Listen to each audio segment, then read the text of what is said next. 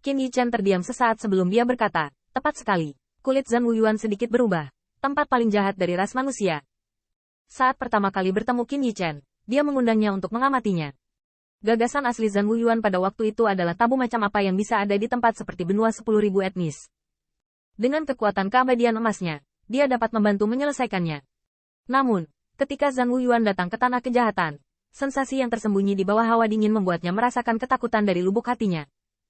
Dan poin ini, Qin Yichen selalu diingat, dan selalu terasa seperti punggung tanah kejahatan, di bawah rumah suci ras manusia yang paling maju. Begitu pecahnya, malapetaka bagi ras manusia bisa dibayangkan. Tanda seru. Di masa lalu, dia lebih rendah, jadi dia tidak berani mengambil risiko.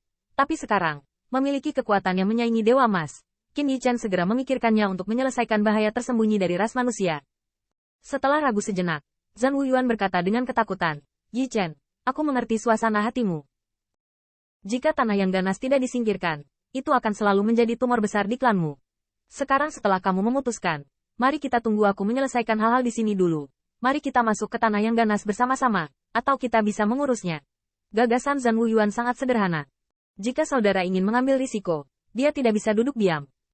Yang membuat Zhan Wuyuan menghela nafas adalah bahwa hal paling awal yang dia katakan adalah bahwa ketika dunia Korea Utara sudah mapan, dia akan menyelesaikan tanah yang ganas itu. Siapa yang akan memikirkannya? Ini benar-benar hari ketika kekuatan Qin Yichen, tapi biarkan mulutnya berubah untuk saling menjaga. Bahkan, tidak ada pertempuran dengan Li Muchen, dan kekuatan yang pertama cukup jelas. Jika dia bertarung, peluangnya akan suram. Tetapi Qin Yichen memenggal kepala mantan langsung di depan umum. Oleh karena itu, Zhan Wuyuan harus menghadapi fakta sederhana dan kasar Qin Yichen hari ini. Kekuatannya pasti di atasnya. Pada saat ini, melihat Qin Yichen masih mengerang, Zhan Wuyuan kembali berkata, di pihak saya, maksimal 10 hari setengah bulan. Tepatnya, bukankah Anda memiliki urusan sendiri untuk ditangani? Qin Yichen mendengar ini, lalu dia berjanji, oke, segera setelah itu, Qin Yichen tidak berniat untuk tinggal, mengucapkan selamat tinggal pada Lei Gongming, dan berubah menjadi aliran cahaya, terbang menuju benua 10.000 keluarga. Berlari bola-bali tidak membuat Qin Yichen lelah, bahkan berpikir bahwa Human Rache sekarang berada di 100 industri dan akan menghadapi kebangkitan. Dia memiliki motivasi yang tak terlukiskan. Setelah kembali ke Seng Tianfu, Qin Yichen agak terkejut menemukan bahwa efisiensi pekerjaan Great Elder membuatnya tidak bisa memujinya. Dia pergi hanya beberapa hari dalam perjalanan ini, dan Great Elder serta sejumlah eksekutif Human Rache telah menyaring daftarnya. Dalam daftar ini, ras manusia memiliki potensi bakat bawaan, dan temperamen manusia dapat dianggap sebagai darah segar terbaik. Qin Yichen melihat daftar itu dan menemukan bahwa visi tingkat tinggi ras manusia tidak buruk. Dalam kesannya, banyak orang di daftar sebelumnya adalah pembangkit tenaga listrik terkenal ras manusia, atau itu adalah pilar raksasa masa depan dari 10.000 istana suci. Tetua yang tangguh, Qin Yichen meletakkan daftar itu, menghela nafas. Masih ada beberapa kelalaian dalam daftar ini. Tentu saja, ini bukan kesalahan Seng Tianfu, tetapi beberapa orang masih belum diketahui dan belum pernah memasuki visi tingkat tinggi ras manusia. Nyatanya, ngomong-ngomong, banyak orang pernah mengira Huai Chai tidak bertemu, dan selalu merasa bahwa mereka jenius Tiangen. Tetapi mereka tidak dihargai. Faktanya, bukan karena mata Seng Tianfu terlalu tinggi, tapi itu, ras manusia sangat besar. Apakah masih membiarkan mereka menyaring murid dari pintu ke pintu? Jika ingin maju, setidaknya harus naik ke level Human Rache. Tetua, ayo lakukan ini. Untuk kandidat dalam daftar, Seng Tianfu dapat mengirim seseorang untuk diuji. Selama tidak ada masalah, mereka dapat langsung dimasukkan ke dalam Seng Tianfu. Berhenti, Qin Yichen menambahkan. Ngomong-ngomong, aku akan pergi ke ras manusia lagi dan melihat apakah aku bisa bertemu sesuatu yang bisa dibuat.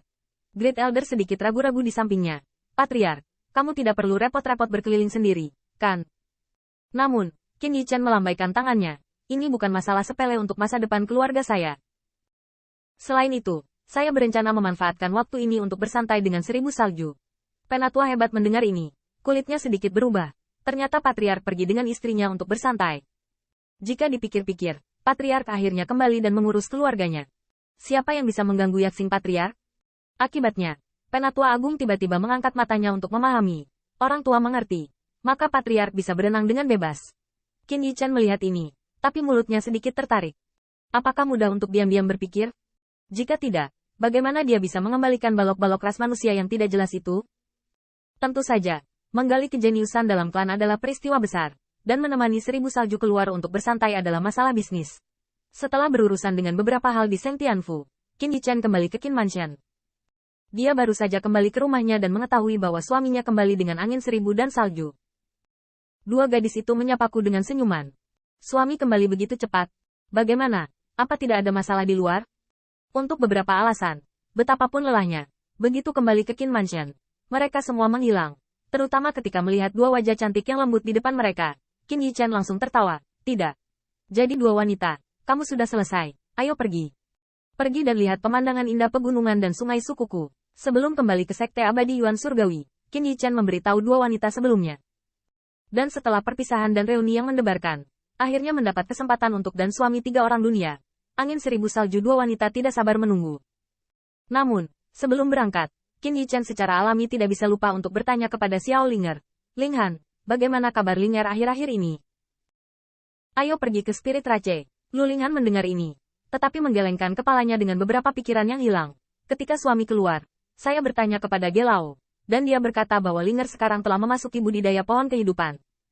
Sebaiknya jangan diganggu di tengah, Del. Linger keluar, dia akan segera membawa Linger kembali. Qin Yichan mendengar ini, saya tidak bisa tidak menyesal. Kalau begitu, saya hanya bisa menunggu kabar dari orang tua itu.